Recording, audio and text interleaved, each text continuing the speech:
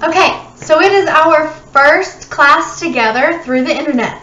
So let's keep it a little similar to what we do in class. I brought these home with me so we can say hello. Are you ready? Let's try it. Hello! Welcome to your first Make It Monday. Are you ready to get started? Okay, let's do it. Okay, let's get started. Welcome to the first Make It Monday activity. We're going to learn about sound and we're going to make some harmonicas. So, what is sound? Sound is just energy that helps us hear. And if you can tell, the guy in the picture, he hears pretty well because he's got some big ears. But what do we hear? Whenever we hear a sound, we're actually just hearing vibrations. And the easiest way to feel this is to touch your throat and say something. Go, ah. You should feel some vibrations. Do you feel vibrations? Anytime you talk, what is going on there is your vocal cords are making vibrations, which is what is producing the sound. That's what's making the sound. So, pretty cool, right? How does it work though? Our voice makes sound, other things make vibrations so we can hear them. So the vibrations enter your ear, and that's how you hear them.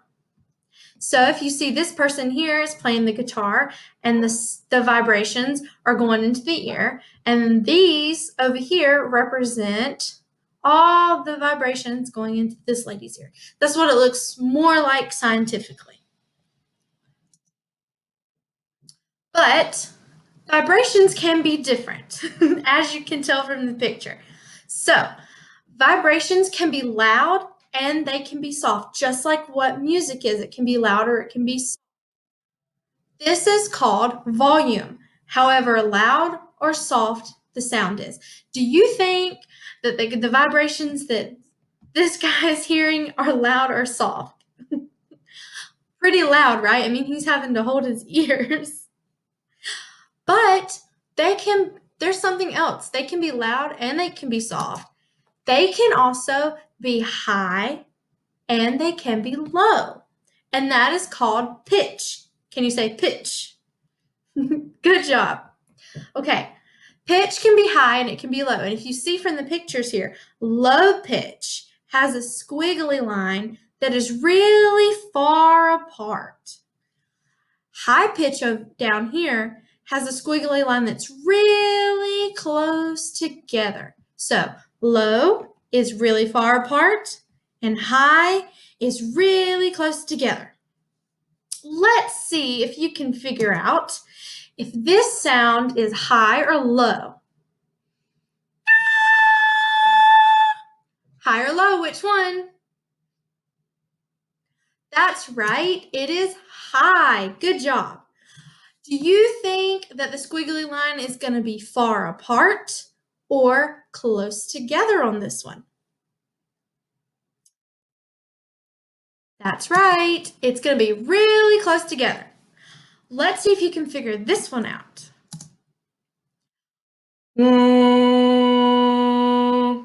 High or low? Which one? That's right. It is low. So if our last one was high and the lines were really close together, this one is low. Do you think that the lines are going to be far apart or really close together? Which one? Good job. Really far apart, as we see here. Okay, so we've learned all about sound. We learned that sound is just vibrations, and then it can be high and it can be low, and it can be loud and it can be quiet, and that is called volume, and high and low is called pitch. And you use your ears to hear it. So let's get started with our activity. We're going to make a harmonica today, and this is a really cool way to feel the vibrations and see how they work. So let's get started. Okay, let's get started with our activity. We're making a harmonica. These are the supplies you're going to need. But here's the thing. If you do not have 2 popsicle sticks, another way you can do it is you can cut out cardboard from a cereal box or an Amazon box, any cardboard. As long as they're the same length, you're good. You also do not need, these are 2 pieces of straws. You do not need 2 pieces of straws. You can use anything that is, I can't think of the word, cylindrical. There you go, cylindrical. I made one using pieces of a twig. As long as they are round and they're not going to be squashed too much, you're good. I have not found an alternative for the rubber bands, and you do need 1 rubber band. You see, this one is longer, this one is wider, and then these 2 are skinnier.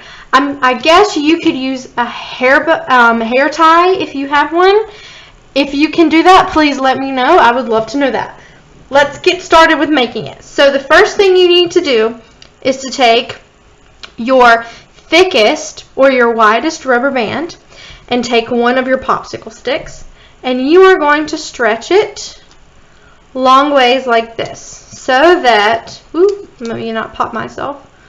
If you're having trouble, get your parents to help you. I don't want anyone snapping their fingers. Okay, so that it looks like this.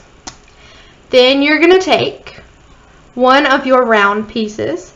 Oh, you can also use paper. I did find that out. You can use paper. The idea of this is to stick it underneath like this so that it looks like this. What you're doing is you are creating space here, so when you get to play this, this is what vibrates. This is what produces our sound, okay?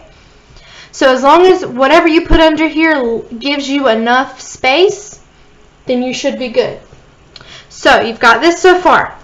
The next part is a little tricky, but you can do it. So pick up your other round piece or whatever you're using to separate it, and put it on the opposite end like this. Then you're going to pick up your other popsicle stick and you're going to create a sandwich. So this one's a little easier if you put it down first. You hold it and then you squeeze it. So like that. Okay. Make sure that the round pieces you have here are not all the way to the end. They need to be sort of pushed in. Okay. So you've got a sandwich right now.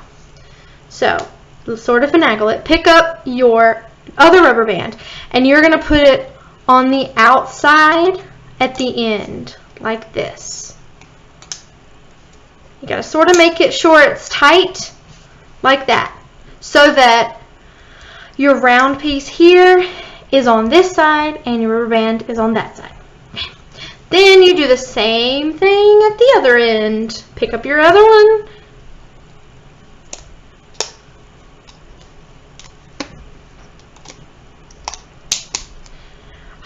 There you go. Let's see if I can play it.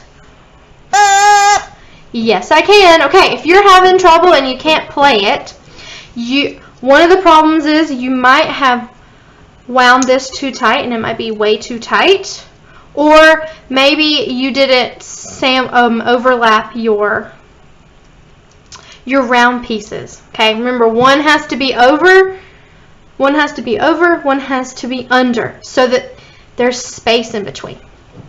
Now, here is your challenge, and I'm going to let you see me for this. Here is your challenge. You got it made. I want you to experiment after you play it once, sort of sounds weird. I want you to figure out what happens when you move your round pieces. What happens when you move your round pieces?